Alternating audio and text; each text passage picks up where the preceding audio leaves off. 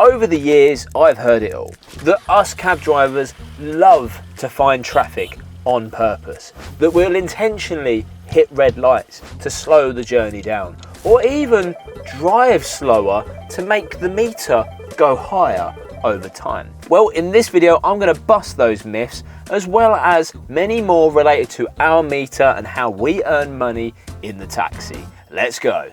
This meter works on a combination of time and distance, and of those two, distance is the greatest multiplier. Basically, if I'm sat in standstill traffic for 10 minutes versus 10 minutes of moving on the motorway, you can be sure that it's going to be a lot higher for doing the motorway miles. Let's have a look at the tariff chart. Oh, it's probably so dirty on this floor. So this tariff chart is in the back of every single London taxi, and I'll leave the link on screen if you want to have a bit more of an in-depth look at this. It gives a rough estimate based on traffic. So for the 2-mile journey, assuming it can take 10 minutes at the lower end and 20 minutes at the higher end, it will give you a price range. So 2 miles in 10 minutes is £11.60, or if it takes 20 minutes is £18.40. So a little bit of a difference, and you might say, well, Tom, that sounds great. You've just sat in traffic and thereby earning yourself almost an extra £7. But to do 4 miles in 16 minutes, I will earn 20 quid. Not only have I earned more, I've done it in less time. So this demonstrates that it's actually the traffic that's harming our ability to make money. We want to basically do the most amount of miles in the least amount of time possible. For you as a passenger, here's why it feels like you are being ripped off. Firstly, it is expensive for that passenger. So basically, sitting in traffic is a lose situation for the driver because they're not earning as much money as they could. But it's also a lose situation for that passenger because if the traffic wasn't there, the fare would be less. I want happy passengers because a happy passenger is more likely to give me a tip. I want a quicker journey because I will earn more money. Another myth about the meter is that we will drive slower or faster to get the most out of it. But something happens when we go over 10.4 miles an hour. And that is, time is no longer a consideration. So, hypothetical scenario. 2 drivers are driving down Park Lane. Driver number 1 is going at 10.4 miles an hour. Driver number 2 is doing 40 miles an hour.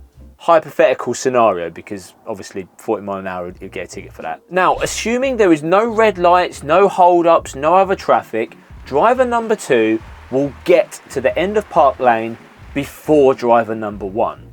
But when driver number 1 does eventually get to the bottom of Park Lane, they will both have exactly the same amount of money on the meter. But of course, driver number 2 has done it in 4 times the speed. It makes no odds whether I'm doing 10.4 miles an hour or whether I'm on the motorway doing 70 miles an hour. If in a hypothetical world we could travel at 200 miles an hour, we would do it because it's distance that's being factored, not the time taken. And that is exactly why lower speed limits are not exactly in the cab driver's best interests.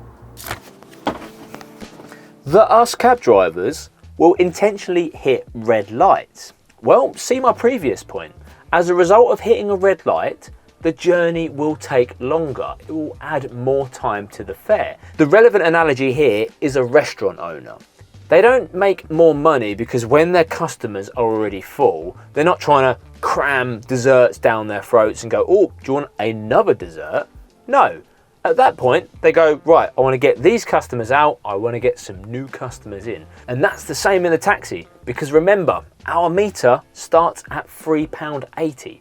So you get £3.80 just for pressing start. So it's in our interest to turn over jobs rather than trying to extend jobs out. And if I'm honest with my passengers, they will probably even give me a tip for saving them a bit of time as well. That we will stop further away from where the passenger wants to stop to intentionally bump up the meter. Now, this one is absurd. If you think about how the meter rolls round, it's kind of a bit like an odometer on a car. So as you accumulate distance, there's invariably going to be a tipping point when it clicks over to the next increment. And you can see this on the front of the meter. There's like a little clock face that shows you where in that cycle that is. when a passenger has said, "Stop here, driver," it's not like I look up at the meter and go, "Oh, that clock dial's nearly complete. If I edge forward a little bit, I'll get an extra 20p. Show me the money. No, what's actually happening is that when the passenger says, "Stop here, driver," I can't just stop here, depending where it may be. I've got to look round, ascertain the conditions. Is there anyone behind me? Because if I stop here, then they might go into the back of us. So I might have to go down the road a little bit to ensure a good place that I can pull in that still allows people to pass. If you're really concerned about this, then the best thing to do is say to your driver, "Oh, I'm just after the third tree on the left," or "just after the speed bump.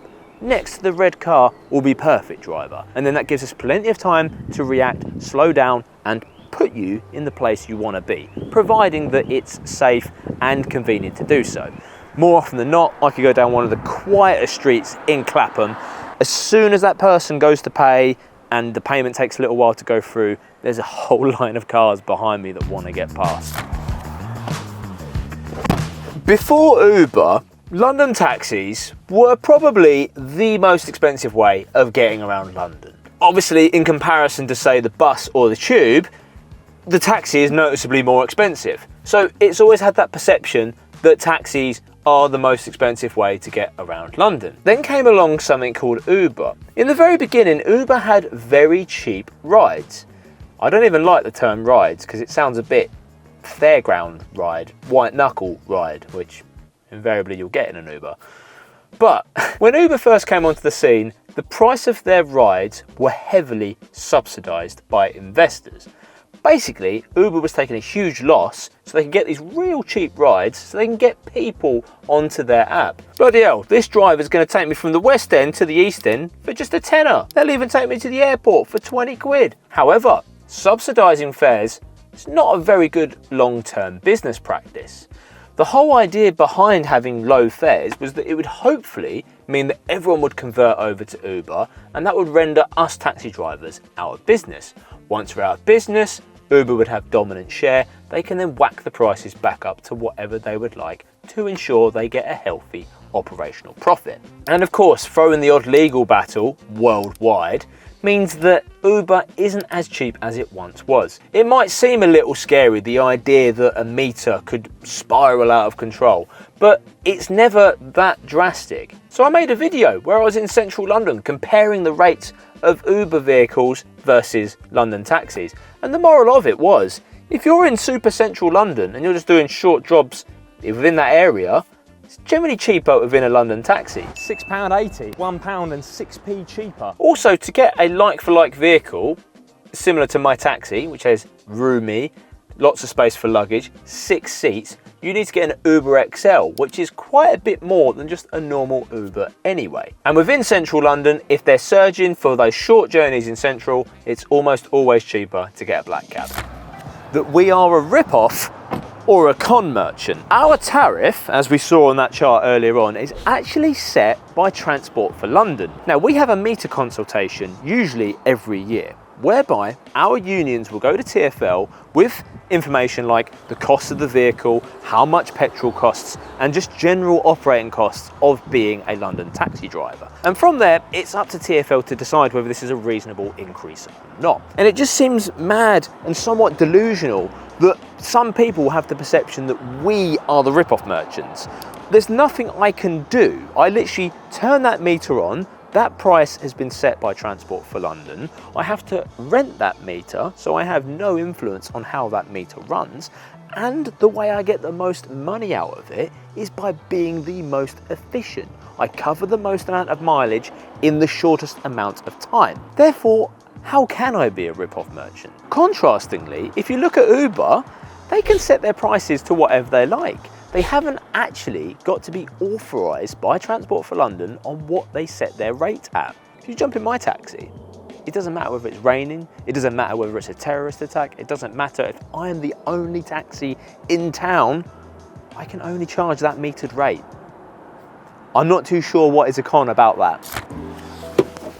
And lastly, is these things, credit card machines, that London cabbies don't take credit card. Well, newsflash, we were mandated to take these things 8 years ago in 2016. Let's face it, the majority of people in life get paid by bank transfer. And following the 2020 pandemic, London is gradually becoming a cashless society. There is less and less need and reason for people to withdraw physical cash from their bank account. It's an antiquated system. I completely understand how backwards it would be if I was paid into my bank account every month to have to withdraw cash just to go give it to a taxi driver. Now look, don't get me wrong, I love the idea of cash. I think it's very insidious that every single purchase we make, the banks, these companies are taking a little bit off every single transaction. But I would argue this has been a complete trade saver.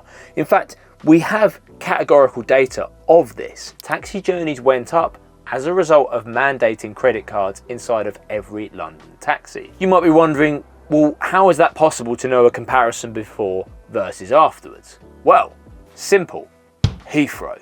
Yes, because at Heathrow Airport, we have the tag system. And of course, that can count how many taxis come in and exit the feeder park. Following credit card being mandated, more taxi drivers went through the Heathrow feeder park. There was a clear difference between before credit cards and after credit cards. Now, the overwhelming majority of my job takes place through credit card. What does suck about it though is the individual credit card providers. Depending on who I'm with, a £10 fare might cost me 55p to process.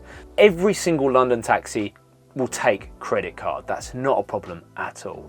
But just be wary that the driver will have to swallow a lot of fees for that privilege. And it's not just as simple as saying, well, I'm going to choose this particular provider, because to meet Transport for London's requirements, there's only a few credit card systems that we can use, and most of these are quite costly on the fees. Now, as this video has been a lot about money, do you want to learn potentially how much money a London cab driver could earn? Well, I made a video about all the different possible revenue streams that are available to a London cab driver. I'll leave that over here. See you again soon. Bye-bye.